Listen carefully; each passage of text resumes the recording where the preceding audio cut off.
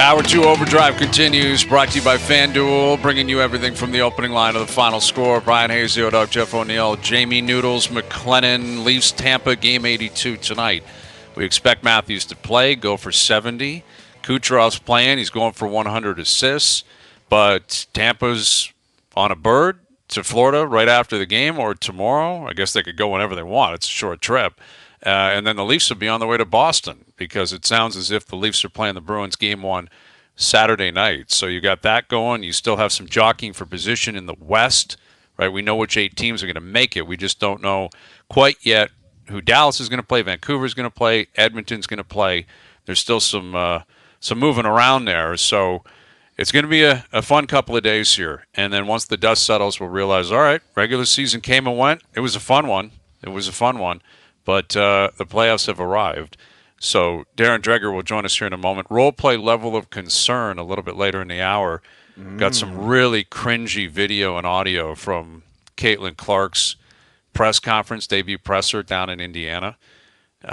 Yeah. It just Play it's, it. It's so goofy. It's blowing up online. There's this guy Greg Doyle, I believe his name. Greg Doyle, the Indianapolis Star. So obviously Caitlin Clark, like the ratings were out for the WNBA draft. I think it did 2.8 million, which is just an astronomical number. And compared to previous drafts that had been televised in the past. And Caitlin Clark is going to lift every single boat. She's truly one of the most popular athletes in sports right now. And she's a household name, and she's going to Indiana, and obviously that franchise needs her with the first overall pick. It's a great state for basketball, rich history.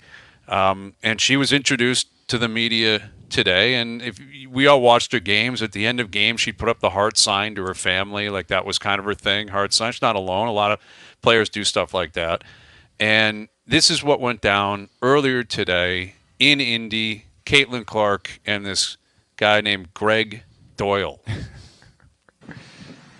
Hi, Caitlin. Greg Doyle, Indy Star. Real quick, let me do this. You like that? I like that you're here. That you're here. I do that at my family after every game, so. Okay, well, let's start doing it to me and we'll be able to get along just fine. So, question is. That's I'm sorry, sometimes there's miscommunication and you blurt out something silly. That's a fireable offense for being a dummy.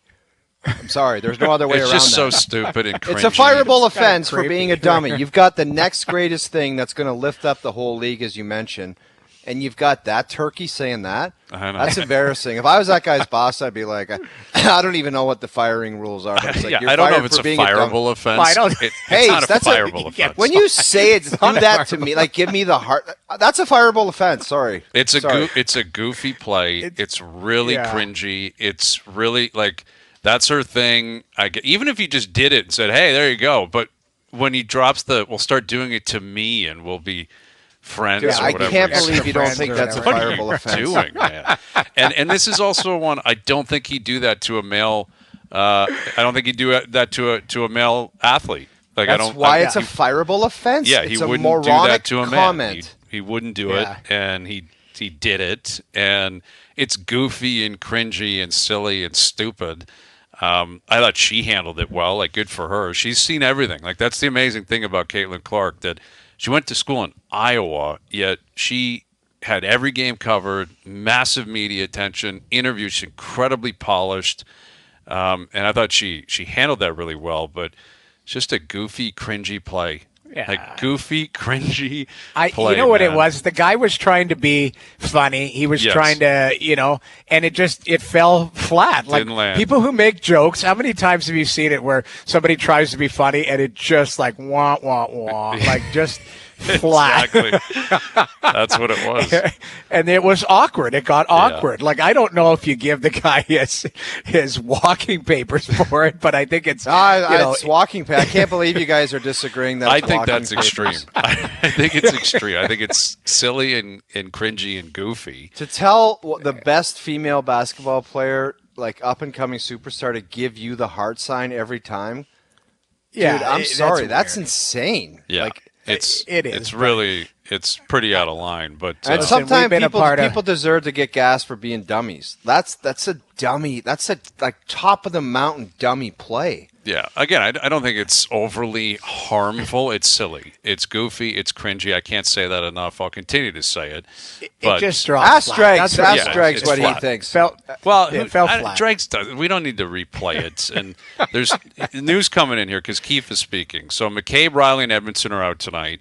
Timmins, Giordano, and Brody are in. Martin Jones is going to start, which is interesting. I haven't seen an update on if Matthews is playing, but I'm assuming he is because they only have 12 forwards, so he's going. Yeah, he's playing. He's playing. Of course he's playing.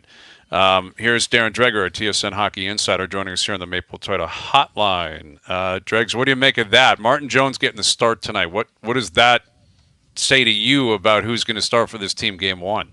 Well, it tells me that Samsonov is going to start in game one. They're doing a little work with Samsonov, and it's not like they feel that, he isn't good enough or, has developed a rush to his game, if you will. But, yeah, there's some technical things that he is working on, and he's working on that with Curtis Sanford. So why not take the extra time, advantage of practice, and try and get as ready as he can be for Saturday and game one. And, Joe Woll was okay to start that game. He was part of the debacle that was the second period last night at the hands of the Florida Panthers. So it's an opportunity to give Marty Jones a start, but in a game that really doesn't matter, and give Samsonov more work. But I think Ilya Samsonov starts. Darren, like with Martin Jones, he seems like a pretty reliable backup. Is just the idea of him, because Wall has not been good since he's come back. Has there been any talk of possibly Martin Jones being the backup? Because you would need some kind of stability if things don't go well for Samsonov.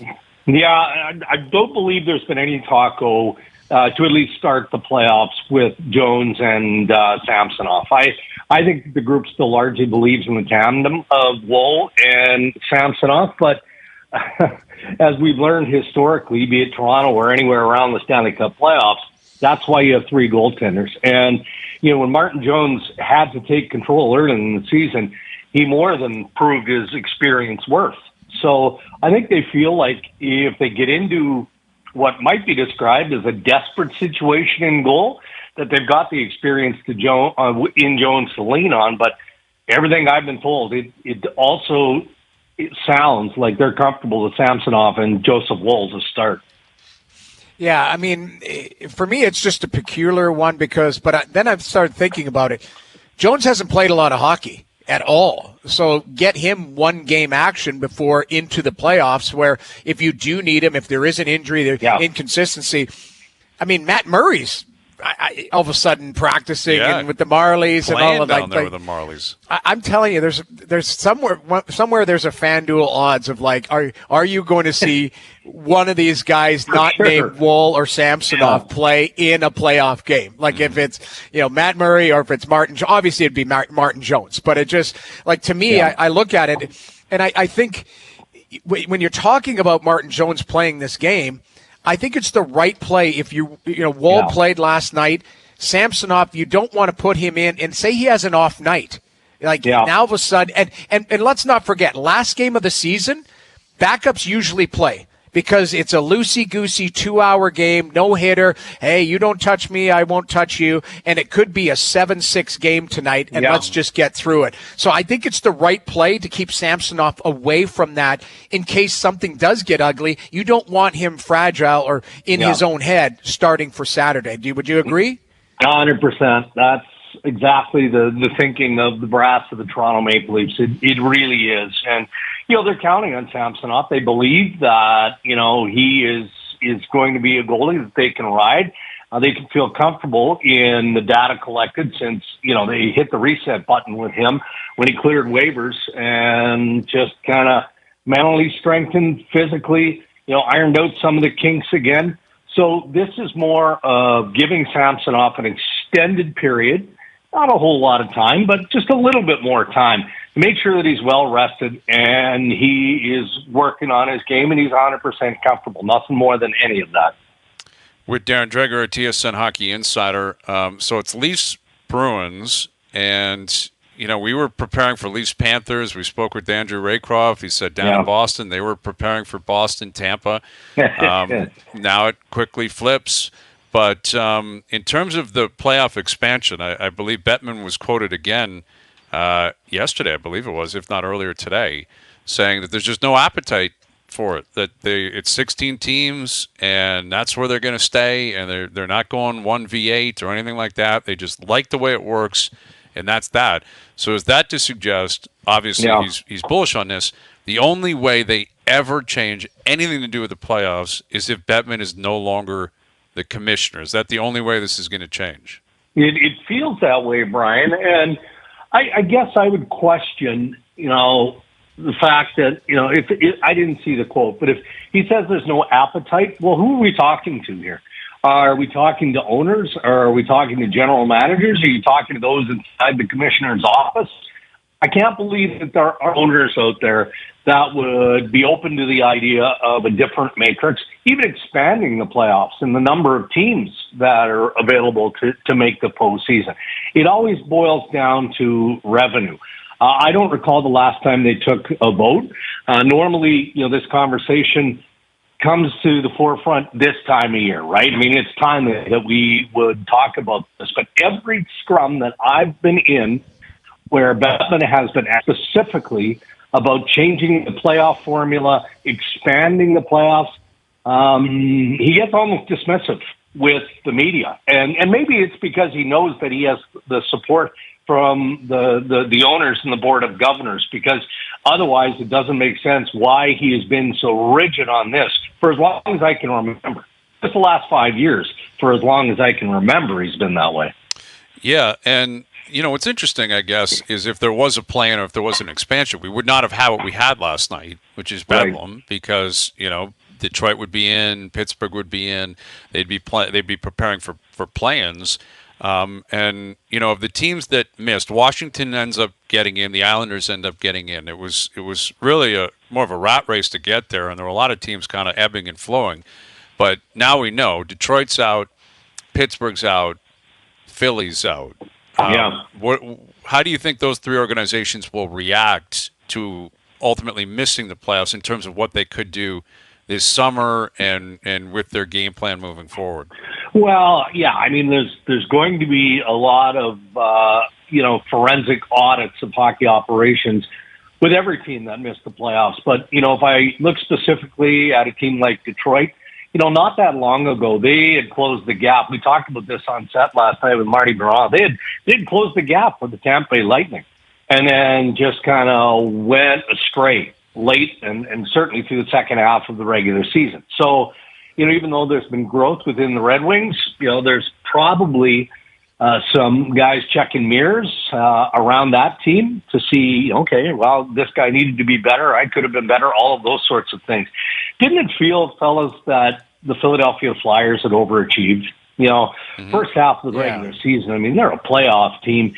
But the one thing I admire about Danny Briere and the approach of management of the Philadelphia Flyers is they know where they're at and they know where they want to get to, and they have a pretty good idea how to get there. So they make a big trade, moving Sean Walker at the trade deadline, did some other things too. Well, that obviously hurt the Philadelphia Flyers' chances of locking down a playoff spot.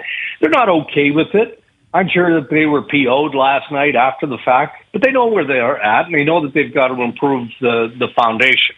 And then you go down the list of some of the other teams that came close, like Pittsburgh, and we can see where the Penguins are. So, sometimes it's just the work that needs to get done as you're building towards a playoff team, and then the reverse of a team like Capitals that sneak in while the Penguins are on the outside looking in, and Pittsburgh knows the work ahead of them as well.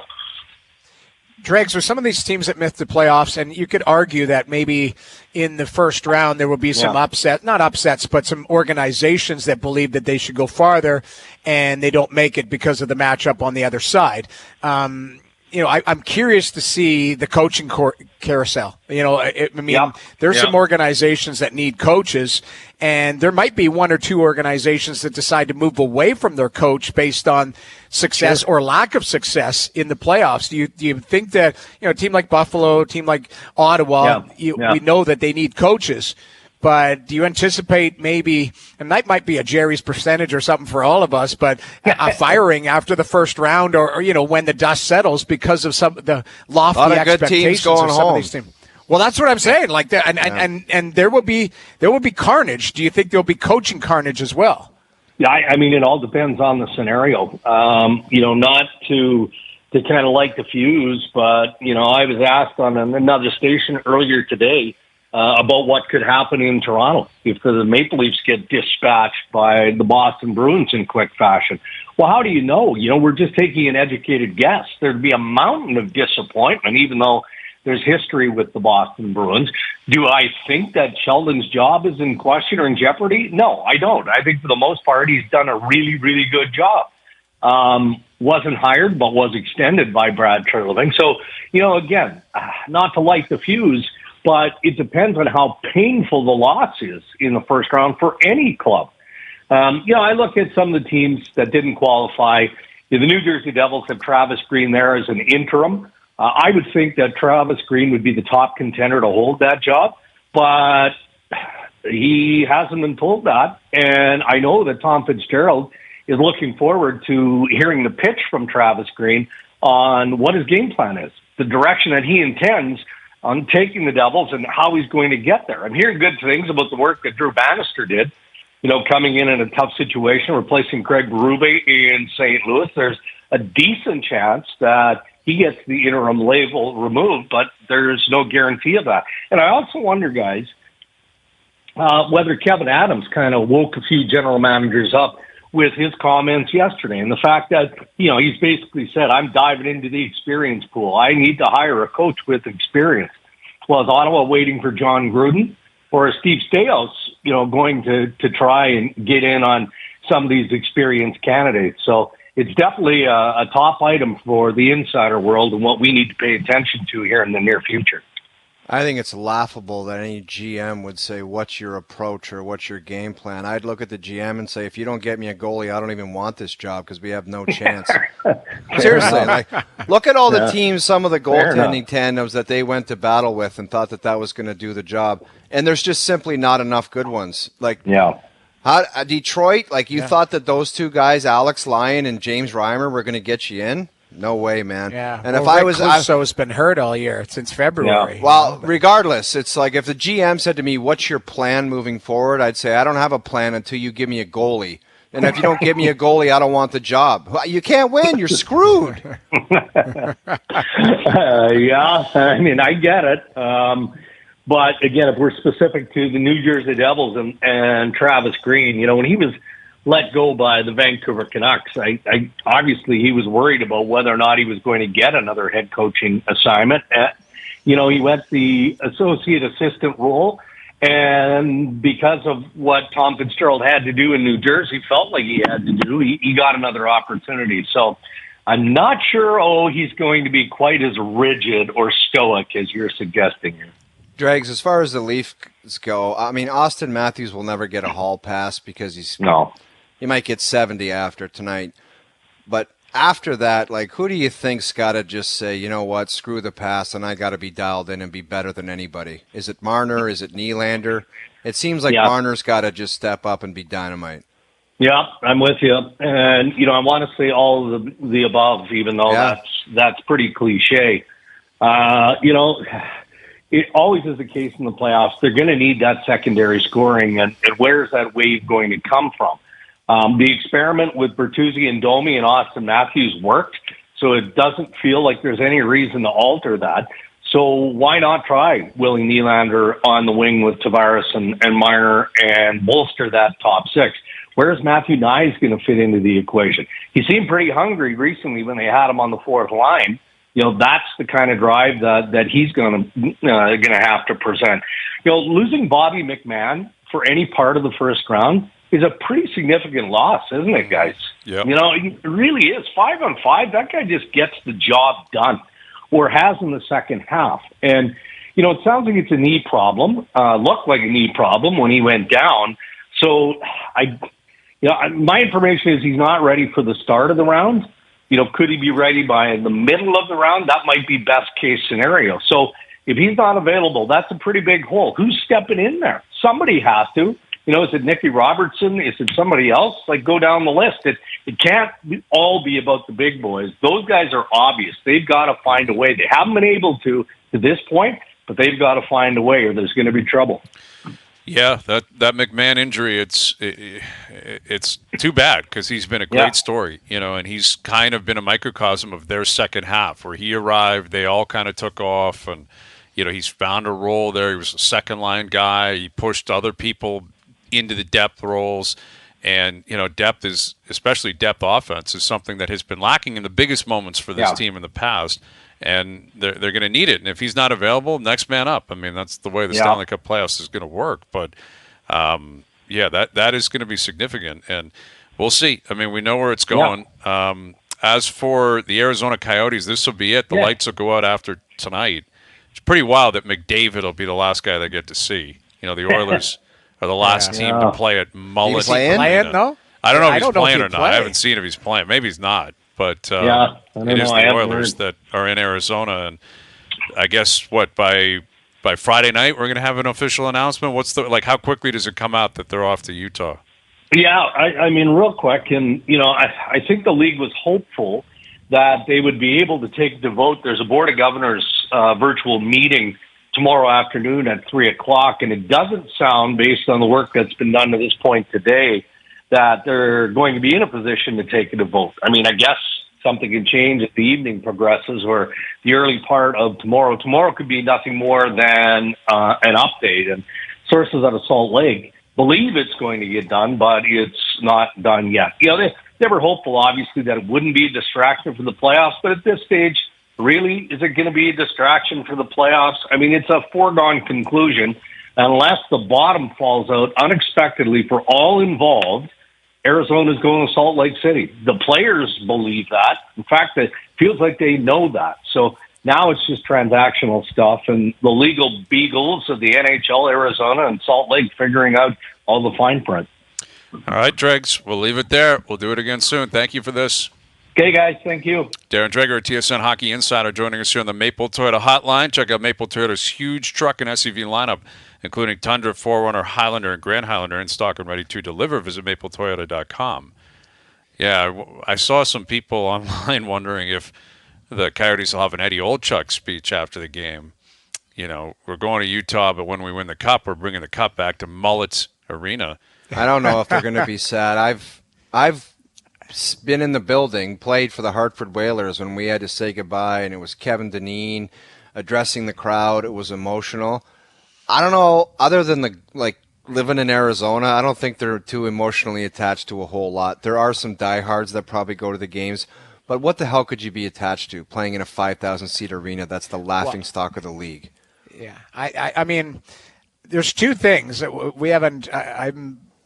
We haven't, the three of us, been on a show for a bit, but I've been doing a lot of research on Salt Lake. I ran into a former teammate that I played in Salt Lake with last night, and two things. I think Salt Lake's going to be successful based on, you know, they're going to be the number 2 team behind the NBA team. So the draw there, when it first came out, I was like, God, I played there. There was kind of 250,000 people. I talked to a buddy I played with. That's what the thing is. What's the deal with the population, Noodles? No, it's 2.7 million, 30 minutes. It's like the GTA. Within 30 minutes, you're up to 2.7 million people. It's a big population, and this guy, Ryan Smith, it was a big population in Arizona, and it didn't work.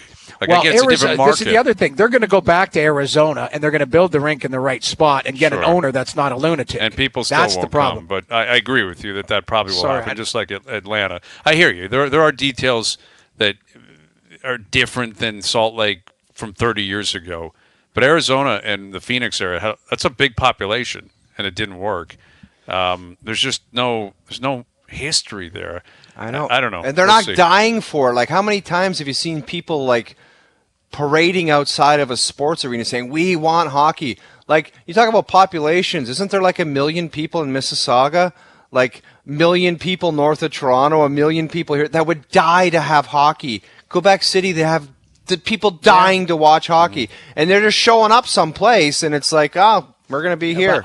Mark my words, they're going to be successful in Salt Lake City. All right. I was bullish I hope so, on. Noodles. I don't want anything to go south again. I was bullish on Vegas because I knew they knew that how to entertain there. Yes. With Salt Lake City, I think the owner, who knows how to run a team, apparently runs the Jazz unbelievable. The setup's great there. He's dialed in with the city. He's got deep pockets. He knows how to put together a team, and they'll be the number 2 attraction. There's not many places in the U.S. where NHL is the number 2 attraction in a major city. So I think they'll be all right there. That's what I keep hearing. This is my research in the last week. I've been nibbling around because I was on the show going, what the hell? Well, you're going to Salt Lake City, bars close at 1 o'clock. It's, Latter-day Saints run the city. It's all of that type of stuff. And it's, the more and more I do research, I think they're going to be fine there. I really do, which is crazy. We'll mark your words. We'll see what comes of it. Yeah. All right, role play level of concern still to come. Mark Masters will join us to tee up Game 82 of the season for the Leafs and the reaction to the Leafs-Bruins meeting in the first round. And Josh Lewinberg on Masai speaking today, and the Jonte Porter news. The NBA has banned him for his role in the gambling scandal. More on that in about a half an hour. Role play level of concern next. You can never ask me to stop drinking. Do you understand? I do. I really do. All right, role play level of concern is brought to you by Boston Pizza, Canada's favorite sports bar. This playoffs, we need to cheer like we've never cheered before. With the fans, we've always cheered against. The cup needs to come home, and you need to catch all the action at your local BP sports bar. Role play level of concern. We love it. We know the options, right? Pint on the patio, no concern. All the way up to Nick Cage, massive concern. Massive concern. And then there's other variety of concerns in between. All right. Oh, you're playing the role of Sidney Crosby. Sidney Crosby, what is your level of concern? This was your last chance to make the playoffs in Pittsburgh. Play it. You can never ask me to stop drinking. This isn't Benjamin Button time, Hazy B, if I'm Sid. We're not getting younger next year. Everyone's going to be another year older, and we failed in the past 2 years. So what am I to expect? You just got rid of my guy Gensel, and everyone's going to be a year older. I just don't see it happening. This is Nick Cage to the max. It just, unless you can explain to me, Brian, how it could magically get better. Goaltending is not great, and they are what they are. What are they going to do? Just everyone says, oh, we're going to get younger. Okay, what do you think? Teams are just looking out there to just say, we're going to dish out our 23-year-old stud. You want him? You guys can have him for nothing. Younger takes time, and they've given up picks, right? They traded picks to get Carlson. They've obviously acquired picks to get Gensel and others, but to get young takes years. Takes years to get young because you have to. You're not going out and getting 24-year-old studs for free. It's a tough place, man. Yeah. My only nugget on top of that too, guys, is them, knock on wood, they've been healthy. Like Gino played 81 games so far. He's playing his 82nd game tonight as a 37-year-old. Not every year you have your healthiest year, your best year. That's the other thing. That's what I meant, Noodles. It's like it's not like maybe Sid kind of takes a step back next year. He's no kid anymore.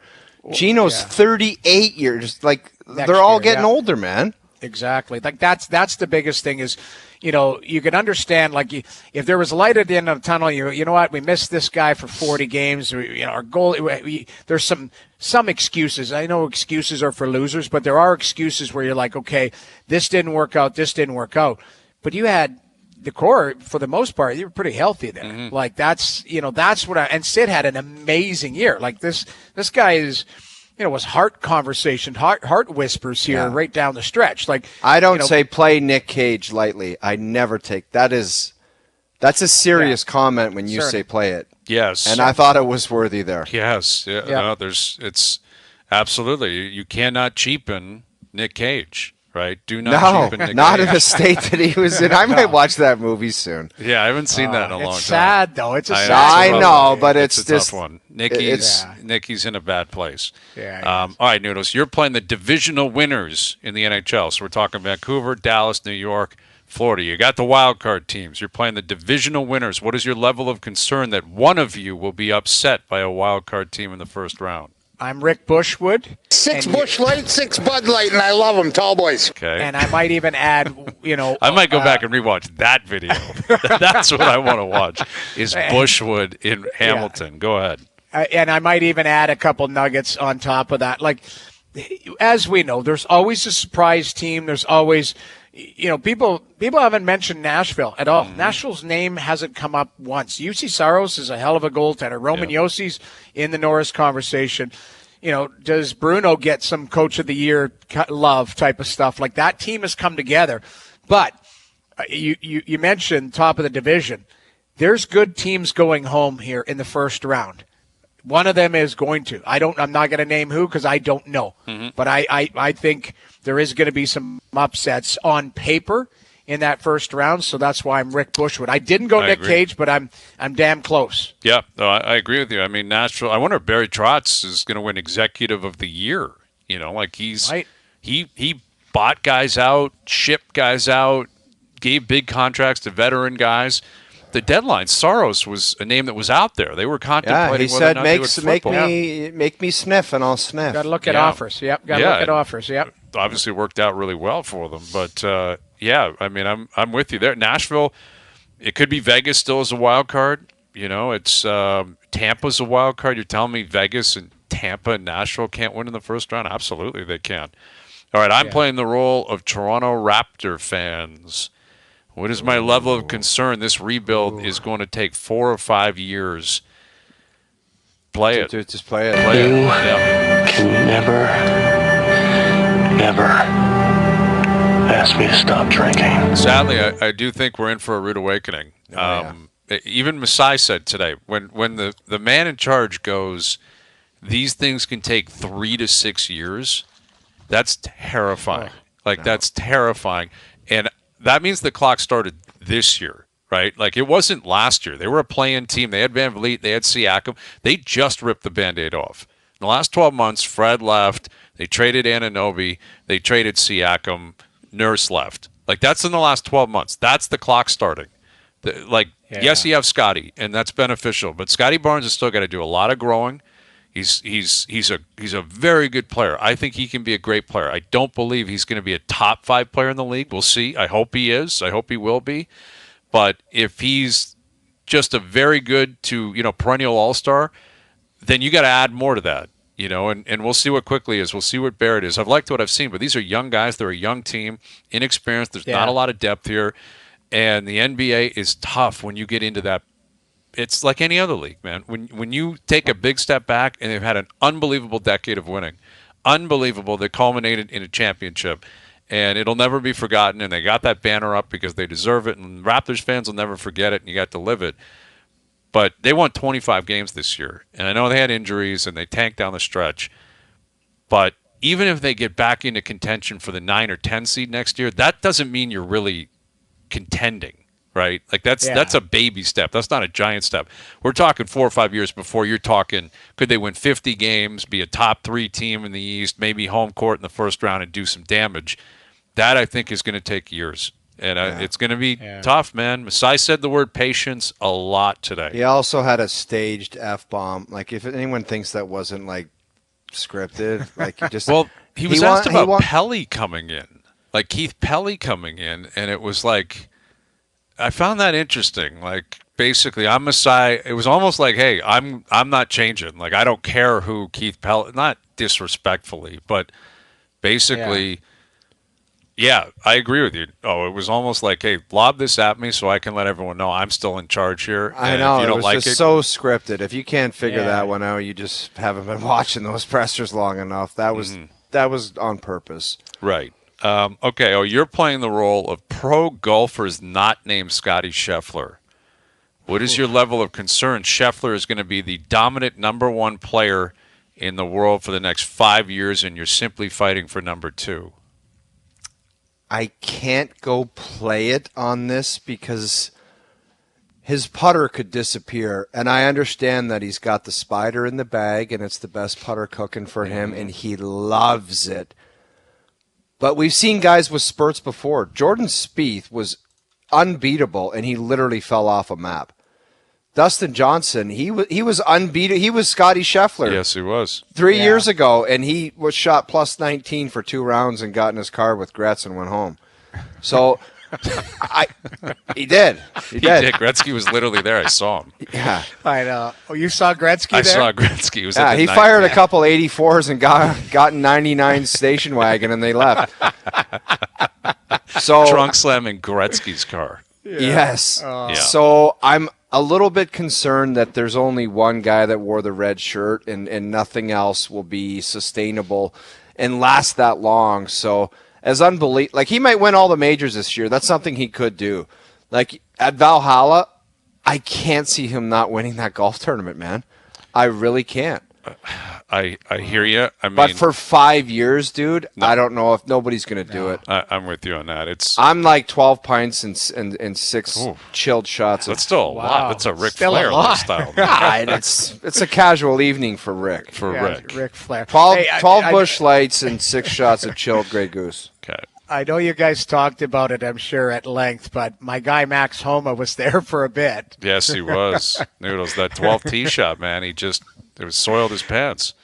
I know. I felt so bad for him, and I was checking in on it, and it just went south. This guy because he had a great 2-putt par on 11, like great comeback. He blew it past the hole for birdie. I was watching it. I was 50 feet from him, and he hit a big comebacker. And he walked up to that 12th tee, and the place was going nuts.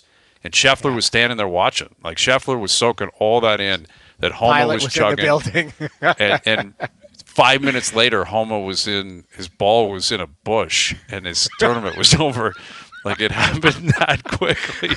He was like 2 shots behind Scheffler, I believe. He was right and on I was him. watching it, then all of a sudden it was like 5 shots behind, 6. I'm like, this guy is. He throws a dart on 12 and taps in a birdie, and then Scheffler bogeys.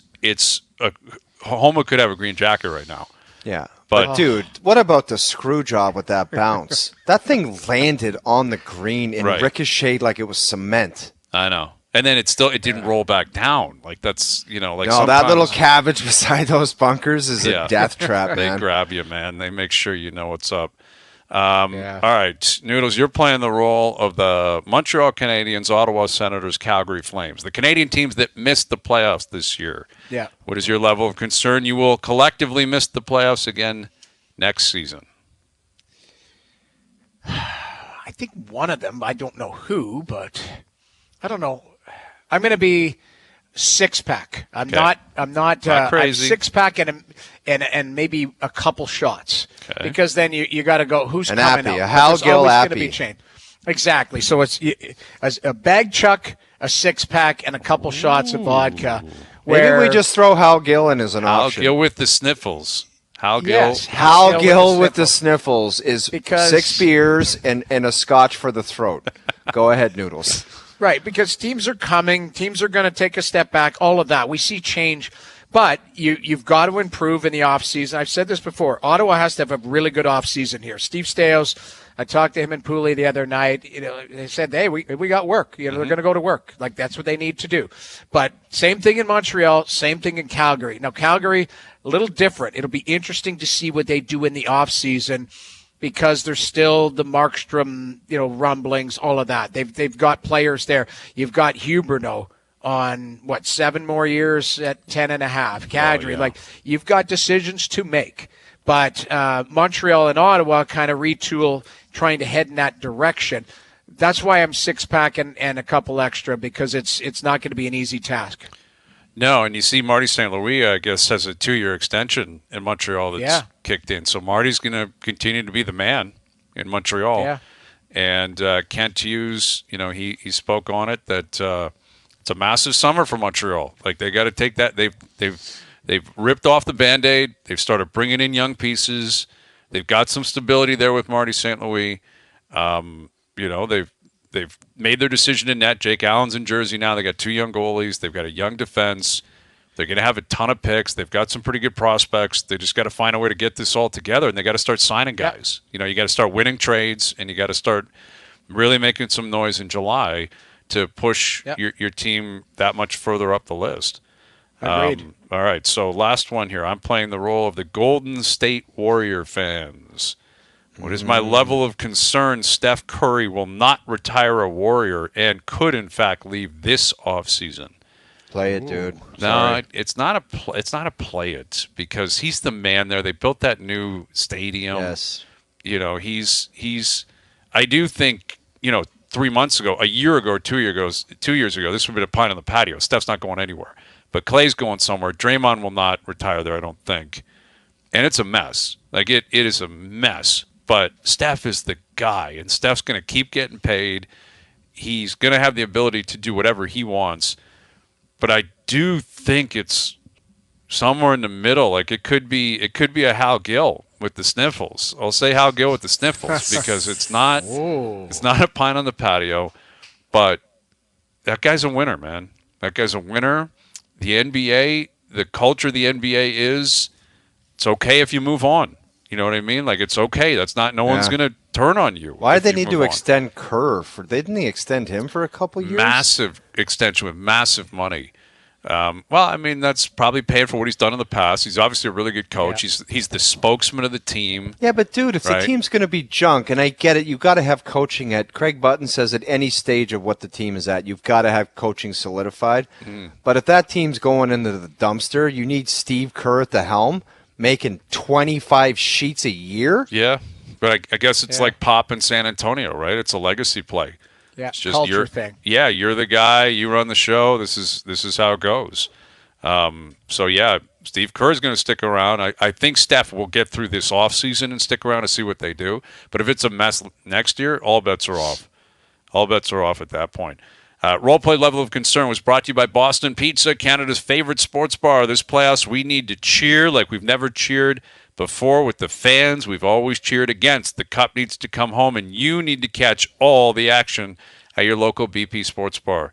All right, Josh Lewenberg on Jonte Porter news, banned by the NBA, banned for life. Crazy you don't stuff, see that man. often. What a story. We'll get into it at 6. His take on what Darko said this week, what Masai had to say today, patience and how much there actually will be patience within the organization moving forward. You got the East playing, the play-in tonight as well. We'll tee that up. Jays in action, Leafs in action. There's a lot still to come. Overdrive continues. TSN 1050 and on TSN 4. All right, Josh Lewenberg will join us. We've also got our PGA picks coming up. RBC Heritage, quick turnaround with a really good field. Yeah, and a really different type of golf course. Like this is like hooded 4-iron off the tee, 7-iron to the green. It's a different course. Yeah, it is. Yeah, it is. And the weather in Toronto, not so great today. Oh, God. Just give us something, man. It's dark and cold and rainy windy today. And gross. I would rather 4 feet of snow. I hate this. Yeah. It snowed in Edmonton. Did it snow in Edmonton? You're kidding me. Oh, my God. But I will say one thing. 18 on the weekend. 18 on the weekend. Snowed last night last night, I think. Snowed. Come on. My mom, Laverne, would always say, guys, April showers. Mayflowers. You know it. Mayflowers. You know it. All right. I like the way she's thinking. You're right. Yeah. Get that new vessel bag out. I saw a little pic of that vessel bag you got. It's a sick-looking bag. Very nice golf bag. And I'm doing the same thing. I can't wait for it. It's almost go time. Who cares We're about getting a there. golf bag, though? You got to have a great golf golf bag. Is it a luxury thing? Like, what? Have you guys ever golfed with a guy who rolled up with a trash bag and you give it to him? Or yes. What's wrong with that? You gotta. It's like a soccer kit. You gotta have the whole kit dialed in the way you like it. Yeah, you got to, Noodles. Come on, man. But who do you guys know? I'm sure there's guys that you've played with who are unbelievable golfers, but their clubs and their bag are junk. Oh, yeah. Do you know any of that? I mean, it does. I don't care what anyone else necessarily does. Dude, there's one guy at every country club that's a really good golfer that would have old school garbage clubs. Mm-hmm. And just shape the ball all over the course. Arnold Palmer in his prime, just 7 beers and ripping fades and cuts everywhere. with old garbage clubs. Yeah. Like Wilson clubs or something. Oh, yeah. Old school. Hasn't had the grips changed in 15 years. No. Blows glove. massive amounts of darts and can just carve it around the course. There's one at every club, just old school. They're the best. They're the best. It's Chevy Chase that. from It is. Caddyshack. Caddyshack. Yeah, exactly. Like the guy just shows 240 par 3 up the hill. This guy will just put down a butter knife 2-iron, Arnold Palmer classic blade iron, and rip it at the flag. That's what I mean. Like, that's absolutely the case. You will see that, and you know it's coming.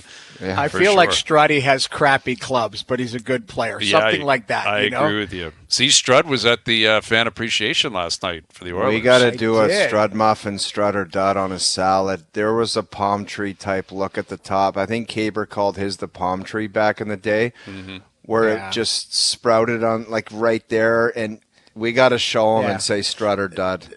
The problem is the palm tree keeps moving farther back. The where it's seated, it used to be at the front and then had the sprouts. Now it's in the middle of the head and it sprouts. Like I think Caber might have went Messier. He's done with he was done with that. Whatever he was doing, man. Yeah, it could be. I don't know. I mean, I guess we won't see him in the next 2 weeks because he'll be down in Florida, right? With the Panthers, working with the Panthers. So maybe the Leafs will see them in the second round. Leafs Bruins are coming, and Mark Masters will join us from Tampa tonight. Game 82. Matthews is playing. Matthews is in the lineup, and trying to get you an update on what could happen towards Game 1 with an injury update as well from Sheldon Keefe. So we'll get to that. We'll tee up what goes down tonight in Tampa. Start looking ahead to the Boston series. More on the Raptors, more on the Jays. OverDrive continues. TSN 1050 and on the TSN app.